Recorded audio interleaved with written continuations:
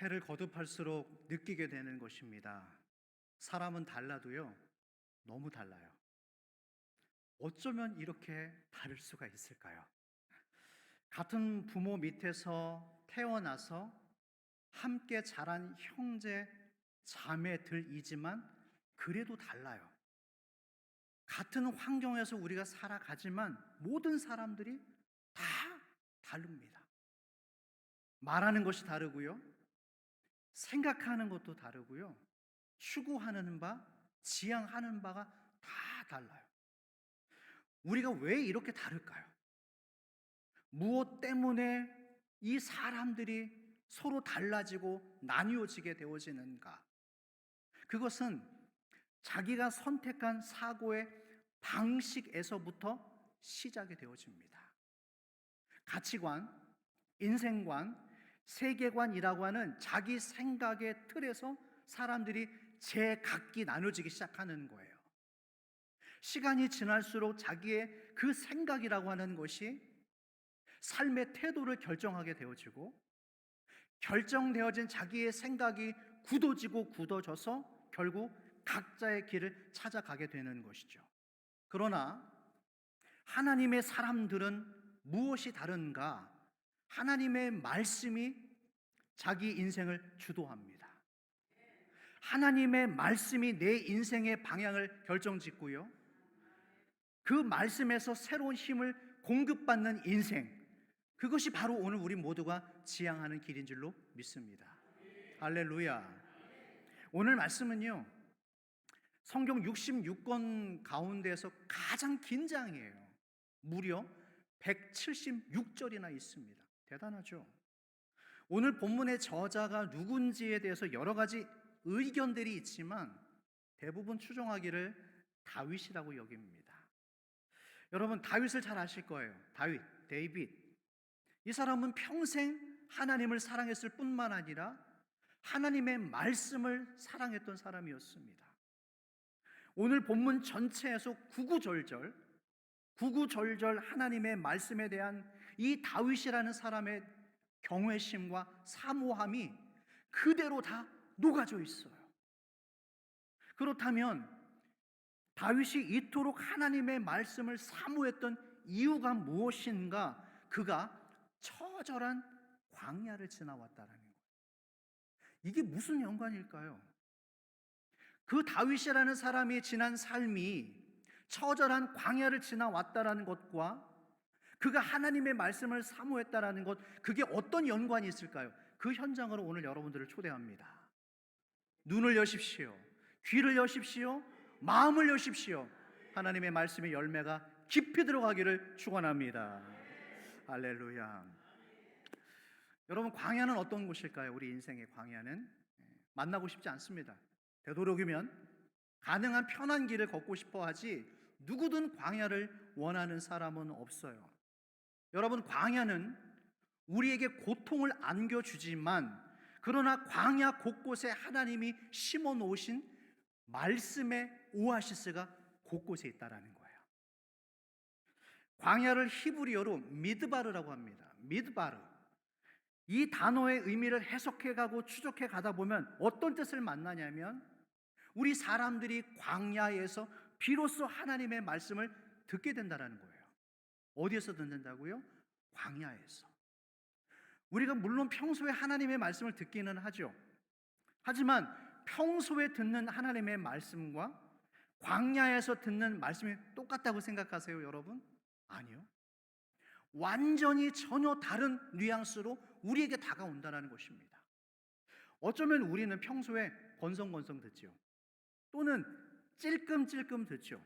또 집중해서 듣지를 않아요. 하나님의 말씀을 TV 소리와 또는 음악 소리와 함께 섞어서 들어버립니다. 섞어서 듣기 때문에 주님의 음성이 명확하게 들리지 않는 거예요, 여러분. 그러나 광야라고 하는 척박한 곳은 하나님의 말씀에 집중할 수밖에 없는 곳입니다. 세상의 소리들이 다 꺼져 있어요. 사람들의 소리가 들리지 않는 장소, 무공해. 하나님께서 우리를 광야로 보내시는 이유가 무엇인가? 바로 이것 때문에 보내시는 거예요. 하나님의 음성에 집중할 수 있기 때문이죠. 오늘 본문을 보면 다윗이라는 사람을 지긋지긋하게 괴롭혔던 것이 있어요. 고통을 준 것이 있습니다. 그 고통이 뭘까요? 51절 말씀 다 같이 시작. 교만한 자들이,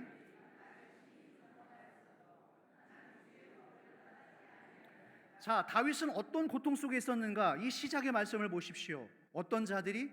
교만한 자들이. 주변 사람들의 이간질 경험해 보셨어요, 혹시? 있지도 않은 사실을 가지고 비난과 공격을 받았던 경험들이 있으셨을 겁니다. 다윗은 그런 사람이었어요. 그래서 그 주변 사람들 때문에 받는 마음 고생이 이만저만이 아니었습니다. 여러분, 우리가 이 땅에서 살아가면서 겪게 되어지는 대부분의 고통은 이런 형태의 고통이에요. 주변 사람들로부터 받는 고통입니다. 직장 생활이 왜 힘들까요? 일이 힘듭니까? 아니요. 사실 일이 힘든 게 아니라 뭐 때문에 힘들죠? 사람들 때문에 힘든 거예요. 직장 상사 때문에, 부하 때문에, 그 관계들 때문에 힘든 겁니다. 다윗은 평생 주변 사람들로부터 오해를 받았고요, 배신을 당했고요, 견제받으면서 살아왔습니다. 심지어 자기 자식한테도 이런 수모를 당했던 사람이 다윗이라는 인물이었어요. 하지만 다윗의 마음에는 신기하게도 상처가 남아있질 않습니다. 왜 그랬을까요? 왜냐하면 사람들이 자기에게 상처를 줄 때마다 신속하게 그는 하나님의 말씀을 붙듭니다. 아멘. 사람들에게 받은 상처가 내 안에 상처로 자리 잡기 전에, 상처라고 하는 독으로 내 안에 퍼져가기 전에 그는 신속하게 말씀으로 필터링을 했다는 것입니다. 여러분, 이거 너무너무나 중요합니다. 오늘 이렇게 아멘들이 없으시지? 할렐루야. 지혜로운 사람은 어떤 사람들인가? 타이밍을 놓치지 않아요. 때를 놓치지 않는 사람이 지혜로운 사람입니다. 내 영혼이 병들기 시작할 때, 우리가 살아가다가 누군가에도 외부의 공격이 들어갈 때, 그 공격이 인지됐을 때 하나님의 말씀을 신속하게 붙들어서 방어와 회복을 이루는 사람, 그게 이 시대의 지혜로운 사람이에요. 여러분, 지금 누군가에게 공격받고 계십니까? 혹시 중상모략이 있나요? 있지도 않은 사실을 가지고 과장해서 여러분들을 공격하는 사람들이 있습니까? 그 사람들과 대면하지 마십시오. 그것을 가지고 하나님께 나와서 하나님 앞에 토설하시는 여러분들 되길 바랍니다. 공의로우신 하나님, 우리의 모든 신원해 주시는 하나님께서 나를 다스리든지 그 인간을 다스리든지 둘 중에 하나는 분명히 다스릴 거예요. 그러니 여러분, 사람과 다투지 마십시오. 사람과 마찰을 겪지 마십시오. 하나님 앞에 나와서 여러분의 마음을 쏟아놓기를 축원합니다. 하나님께서 다스려 가실 거예요. 둘 중에 한 사람이 깨달을 때까지, 알아먹을 때까지, 무릎 꿇을 때까지 그 하나님 앞에 나와와 여러분의 마음을 토하기를 주의 이름으로 축복합니다. 하나님 손에 맡겨드리라는 거예요. 여러분들이 심판자가 되지 말라는 거예요. 사람들의 말에, 그 중상모략에 휘말리지 말라는 겁니다. 하나님 앞에 여러분의 답답한 마음을 토설하십시오. 은혜가 있을 줄로 믿습니다. 아멘. 자, 50절 말씀. 50절 다 같이 시작.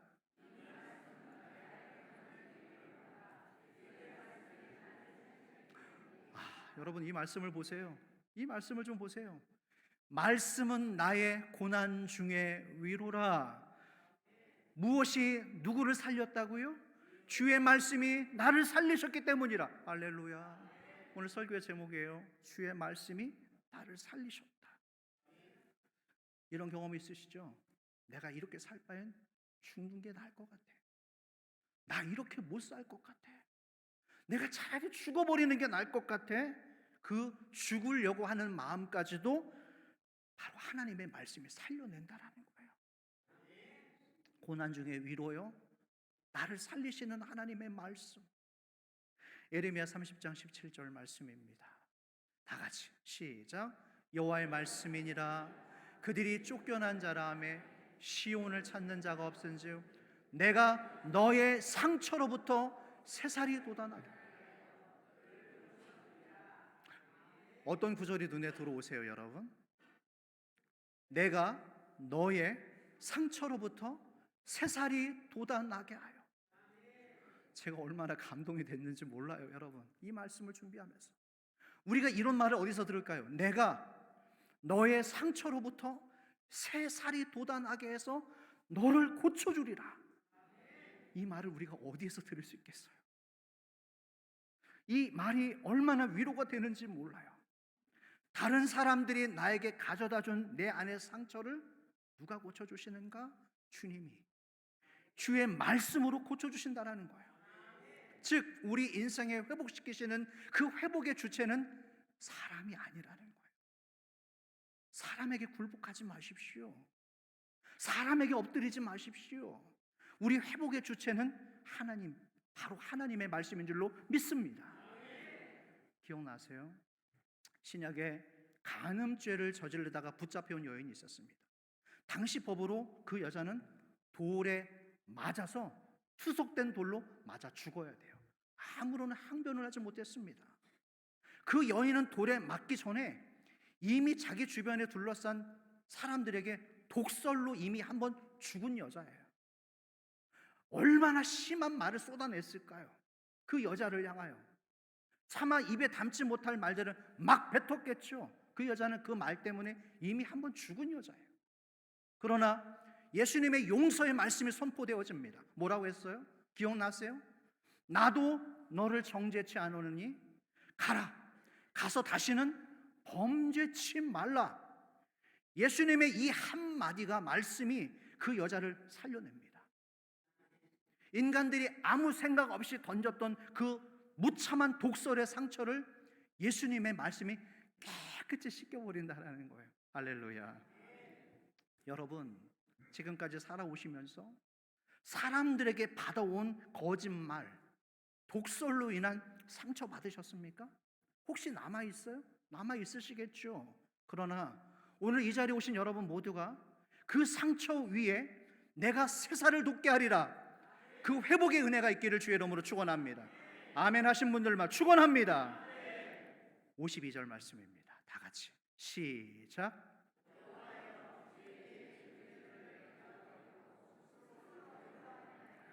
이 말씀도 보십시오. 스스로 위로하였나이다.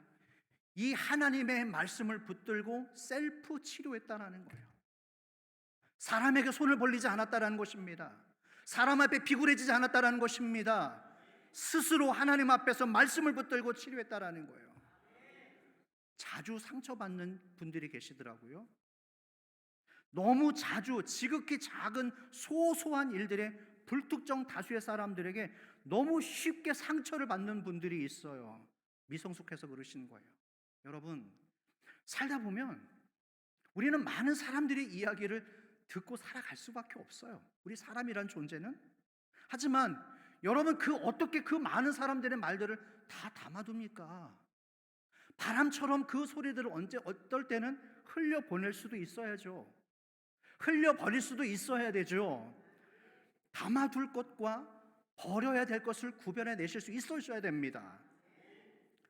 부부싸움을 하고 한 아내분이 와서 이제 상담을 하는 거예요. 저희 교회는 아닙니다. 한평생 그분이 하시는 말씀이, 목사님, 한평생 내 남편 이래저래 나한테 상처만 줬습니다. 그 인간이 어떤 인간이고요, 그 인간 만나가지고 내가 이랬고요 저랬고요. 여러분, 그 아내분의 말만 듣고 분석한다면 그 남편은 대한민국에서 제가 봤을 때 제일 나쁜 인간이에요. 제일 못된 인간이에요. 당장 이혼하셔야 돼요, 그분의 말대로라면. 그런데요 여러분, 남편을 만나보잖아요. 남편의 얘기를 들어보잖아요. 그러면 남편도 그럴 만한 이유가 있으시더라고요. 또 무슨 말인가요? 아내는 상대방을 자기 편으로 만들기 위해서 제한되고 편집된 정보들만 우리에게 흘려보내주는 겁니다. 다시 말해서 어떤 사람도 나의 문제를 도와줄 수 없다라는 거예요. 사람은 한계가 있다라는 것입니다. 그러나 오늘 나를 나보다 더 잘 알고 계시는 주님께서 우리 하나님의 말씀을 붙잡고 누가 어떻게 해결해야 된다고요? 스스로 해결을 해야 된다. 방금 우리가 읽었잖아요. 52절에서 내가 스스로 말씀으로 스스로 위로하였다. 이 은혜가 있기를 축원합니다. 아브라함이 하갈과 자기의 어린 아들을 내쫓아 버립니다. 이거는요, 나가서 죽으라는 얘기예요.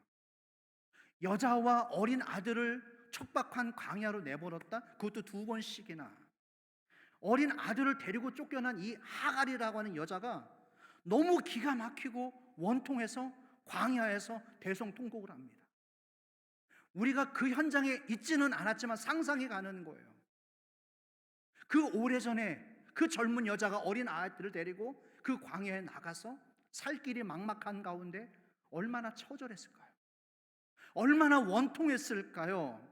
대성통곡을 할 때 그때 하나님께서 그 하갈이라고 하는 여자에게 나타나셔서 말씀을 하십니다. 어떤 말씀을 주셨죠? 여호와께서 너의 고통을 들으셨다라는 거예요. 여호와께서 너의 그 답답함과 그 말 못할 기가 막힘을 내가 들었다라는 거예요.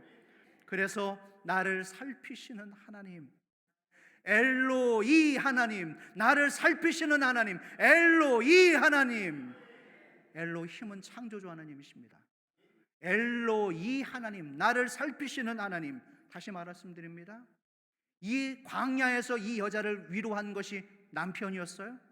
누굽니까? 하나님의 말씀이었다는, 사람이 아니라는 거예요. 하나님의 말씀이 이 여자를 살려냈다라는 것입니다. 예레미야 29장 11절 말씀 읽어보겠습니다. 시작. 여호와의 말씀이니라. 평안이요 재앙이 아니니라. 너희에게 미래와 희망을 주는 것이니라. 너희에게 미래와 희망을 주는 것이니라. 대부분의 사람들이 어려운 일을 만나면 큰일 났다고 호들갑을 떱니다. 여러분, 아니요, 그 일 큰일 아닐 거예요. 지금 여러분들이 어떤 일을 만나서 고민하고 있는 일들 더 확장되지 않을 것입니다. 안심하십시오.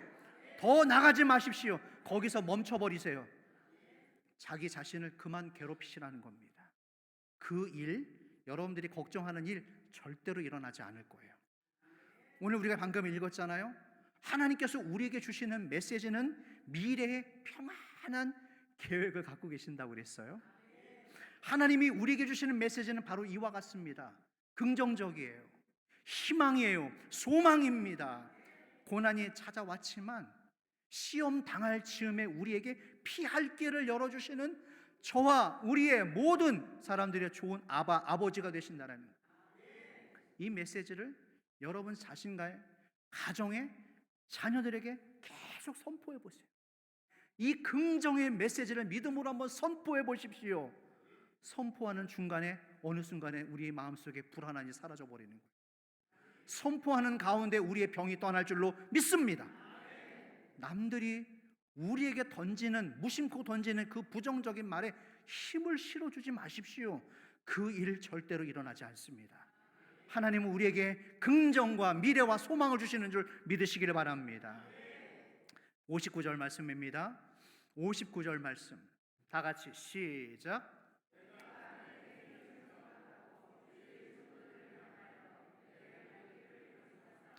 자, 여러분 이 말씀을 보십시오. 내가 내 행위를 생각했다고 그랬어요. 다시 한번, 내가 내 행위를 생각했다고 했습니다. 광야를 만나면, 어려운 일을 만나면 대부분의 사람들이 남을 원망해요. 저 사람 때문에 그랬다고, 저 일 때문에 그렇다고 항상 남 탓을 합니다. 저주하기 쉽죠. 그렇지만 하나님의 말씀에 붙인 사람은, 말씀에 붙들린 사람은 자기 자신에게도 문제가 있다는 것을 바라볼 줄 아는 사람이에요. 이런 사람 되시기를 축복합니다. 말씀의 사람은, 하나님의 사람은 남 쉽게 비방하지 않습니다. 고난이 닥쳤을 때 내 안에 있는 내 문제를 말씀으로 다시 한번 성찰해 보는 거예요. 내가 남한테 역시 줬던 상처를, 나의 약함을 바라보게 되는 거죠. 히브리서 4장 12절 말씀입니다. 아주 유명한 말씀이죠. 한번 우리 이 말씀 읽어보겠습니다. 시작. 하나님의 말씀은 예리하여 혼과 영과 및 관절과 골수를 찔러 쪼개기까지 하며 또 마음의 생각과 뜻을 하나님의 말씀이 우리의 혼과 영과 골수를 찔러 쪼갠다고 그랬어요. 우리의 마음의 생각을 다 아신다고 그랬어요. 드러낸다고 그랬어요. 나이 드신 어른들한테나 사회적으로 지위가 높은 분들에게 아랫사람이 쉽게 훈계하지 못합니다. 일로 와보세요. 70, 80 되신 어르신에게 제가 한 말씀 가르쳐 드리겠습니다. 이거 못합니다. 이렇게 해주시면 좋겠습니다 라고 말하고 싶지만 어른이라서 우리가 입을 다물 때가 정말 많이 있어요. 그렇지만 사람은 이렇게 인간관계를 맺지만 하나님의 말씀은 그런 식으로 우리 사람들을 다뤄가지 않으세요. 방금 읽었죠? 사람의 혼과 영과 심령의 관절 골수를 찔러 쪼개버립니다. 하나님의 말씀은 우리의 악함, 내 안에 들어와서 내 안에 못된 부분과 못난 부분들, 열등감과 분노와 음란과 거짓을 속속히 드러내신다라는 거예요. 그래서 혼과 영과 심령을 관절을 찔러 쪼갠다고 그랬어요. 그래서 나이가 드실수록 직급이 높아질수록 나에게 어려운 이야기 해주는 사람이 없구나. 내가 잘하고 있는 거구나. 내가 잘난 거지. 천만에요. 여러분, 우리 안에 오늘 저도 그렇고 여러분들도 그렇고 우리 모두에게 이와 같은 마음이 있습니다. 천상천하 유아 독존. 내가 하는 말, 내가 하는 일 모든 것은 다 옳은 거예요. 남들이 하는 생각들은 다 틀린 거죠? 여러분, 그게 아니에요. 하나님의 말씀, 나에게 어려운 이야기를 해주는 사람이 없을수록 좋아할 것이 아니라 경계심을 가지십시오. 그때마다 하나님의 말씀을 계속 읽으셔야 돼요. 그 말씀이 나를 낮추고 또 낮추고 또 낮추게 되는 거예요. 내가 잘하고 있구나. 내가 너무 완벽해서 나에게 이 못난 것을 얘기해주는, 지적해주는 사람이 없구나. 자기 착각입니다. 자기 착각에 빠지지 마시고 말씀 앞에 서십시오. 그 말씀이 우리의 혼과 영과 심령을 찔러 쪼갠다고 했어요. 이 은혜가 있기를 주의 이름으로 축원합니다. 이런 것 경험해 보셨으면 좋겠어요. 우리가 흔히 성경 읽도 성경을 내가 읽는다고 하잖아요. 그런데 어느 시점에 한번 가보세요. 내가 성경을 읽는 게 아니라 성경이 우리를 읽으셔요. 제가 이 표현을 어떻게 하면 좋을지 모르겠어요. 한번 가보십시오. 깊이 성경을 묵상하고 이독하는 가운데 그때부터는 내가 성경을 읽는 것이 아니라 성경이 우리를 읽기 시작합니다. 이 경험들이 있기를 축복합니다. 미국의 제16대 대통령 링컨은 알고 계세요? 정규 교육을 제대로 받지 못했던 사람입니다. 가방끈이 짧은 사람이에요. 그러나 평생토록 그의 어머니가 물려주셨던 낡은 성경책 한 권을 이 링컨 대통령이 늘 끼고 살았다고 해요. 그래서 미국 링컨 박물관에 가보면 그 링컨의 낡은 성경책이 전시되어 있는데 그 낡은 성경책 가운데 특별히 그 손때가 시커멓게 손때 묻은 구절과 부분이 있었다라는 거예요. 아마도 추정하기를 링컨 대통령이 제일로 좋아했던 말씀이 아닐까. 그 말씀이 뭔지 아세요? 시편 34편 4절 말씀입니다. 자, 우리 다 같이 한번 천천히 한번 읽어보겠습니다. 시작.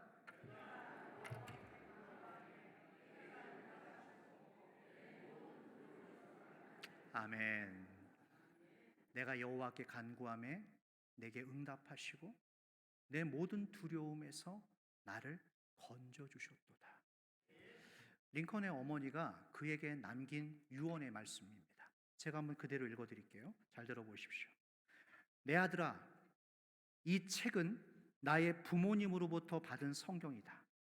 내가 여러 번 읽어서 낡았지만 그러나 우리 집의 큰 갑오이다. 내가 많은 땅을 너에게 물려주는 것보다 이 한 권의 성경을 너에게 물려주는 것을 기쁘게 생각한다. 네가 이 진리의 말씀을 읽고 이 책대로만 살 수 있다면 나는 네가 많은 땅의 주인이 되는 것보다 더 기쁘겠다. 사랑하는 아들아, 너는 성경을 읽고 하나님의 말씀대로 사는 사람이 되어다오.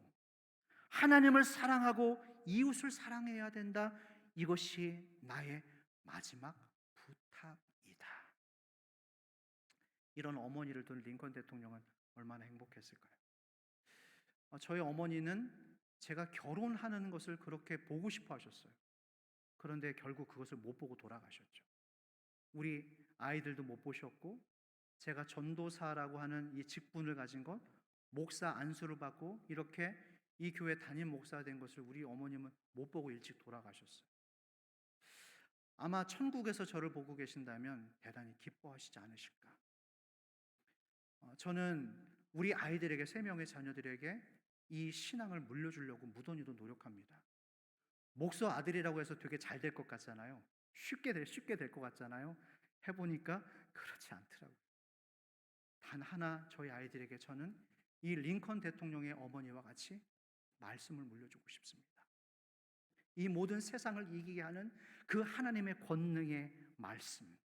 링컨 대통령은 결국 미 합중국의 대통령으로서 연방의 기초를 튼튼히 만들었고, 특히 노예 해방을 통해서 인권을 존중한 인물로서 지금까지 미국의 수많은 대통령들 가운데서도 여전히 존경받는 그런 인물이라고 합니다. 그 어머니가 남겨주신 성경책 64절의 말씀입니다. 같이 한번 읽어볼까요? 시작. 여호와여, 주의 인자하심이 땅에 충만하였사오니 주의, 이 말씀, 주의 율례들로 나를 가르치소서. 성경은 출애굽에 밑줄 쫙 별표 100개. 주의 율례들로 나를 가르치소서. 여러분, 이 말씀의 뜻이 무엇인지 아세요? 주의 율례로 나를 가르쳐달라. 이 원문의 뜻은요, 어떤 뜻이냐면, 잘 들어주세요. 하나님이 나란 사람을 깎아내고 다듬어 내신다라는 그런 의미입니다. 즉, 하나님의 말씀이 나란 사람을 이 모양 저 모양으로 다듬어 가는 거예요. 내 안에 뾰족하고 못나고 바보스럽고 거짓되고 탐욕스러웠던 그런 부분들을 하나님의 말씀이 나를 둥글게 예쁘게 우리를 만들어 가시는 거예요. 주의 율례들로 나를 가르치소서. 그 말씀이 이 못난 우리를 아름답게 하나님의 자녀로 지금 이 순간도 우리를 빚어 가시는 줄로 믿습니다. 어떤 수술은 두렵고요, 아픔이 뒤따릅니다. 하지만 그 아픈 부위, 질병의 부위를 도려내야지만 우리가 살 수 있는 거예요. 여러분, 예수님께서 말씀하셨습니다. 사람이 떡으로만 살 것이 아니라 오직 하나님의 말씀으로 살 것이다. 세상을 두려워하지 마십시오. 말씀을 붙잡는 사람들은요, 올해가 다르고 내년이 다르고 내후년이 달라질 거예요. 왜냐? 그 말씀이 우리를 다듬으시기 때문에, 우리의 모난 부분들을 깎아내시기 때문에. 그래서 우리가 말씀으로 충만해지면요, 우리 안에 죄가 자리 잡을 틈이 없어요. 그러나 반대로 내가 죄에 붙어 있으면, 내가 죄에 가까워지면 가까워질수록 이 하나님의 말씀 듣기가, 말씀을 먹는 것이 그렇게 싫어질 수가 없어요. 이사야 41장 10절 말씀입니다. 다 같이 시작.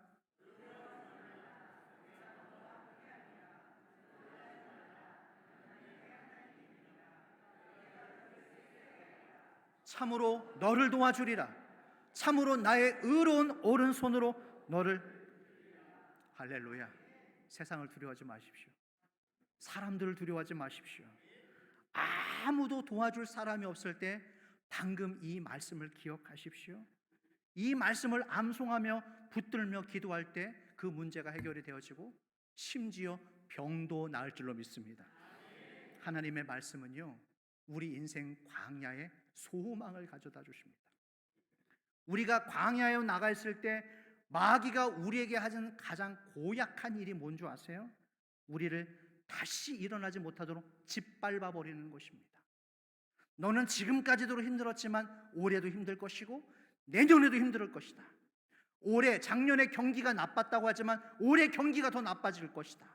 저 사람이 작년에 너를 괴롭혔다면 올해 너를 더더욱 괴롭히게 될 것이다. 너의 자녀들은 길이 막힐 것이다. 네 가문에 흘러가는 어둠들이 계속해서 흘러갈 것이다. 이와 같은 마귀가 수많은 절망들을 우리에게 가져다 줍니다. 하지만 하나님의 말씀을 붙잡는 사람은 이 광야에서 살아남는 것을 넘어서 새로운 비전을 보는 거예요. 마지막 49절 말씀 읽고 말씀 정리하겠습니다. 49절의 말씀입니다. 다 같이 시작.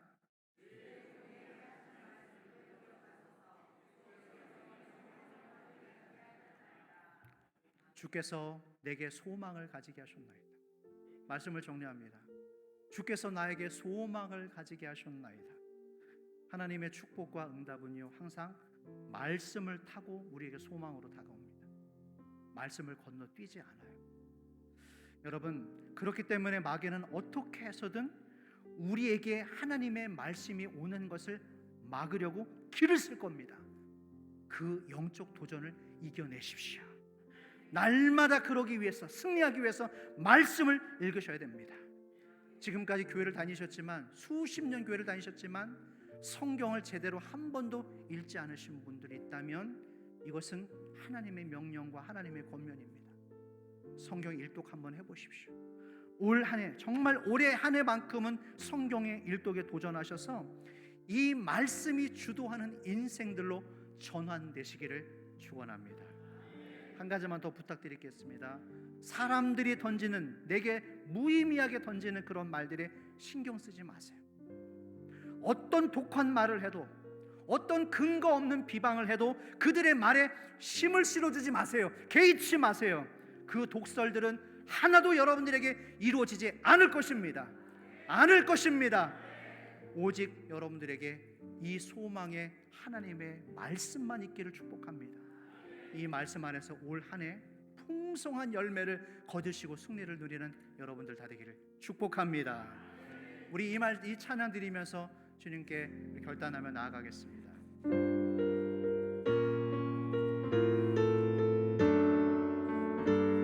믿음으로 찬양해 볼까요? 달고 오묘한 그 말씀, 달고 오묘한 그 말씀, 생명의 말씀은 귀한 그 말씀 진실로, 생명의 말씀은 나의 길과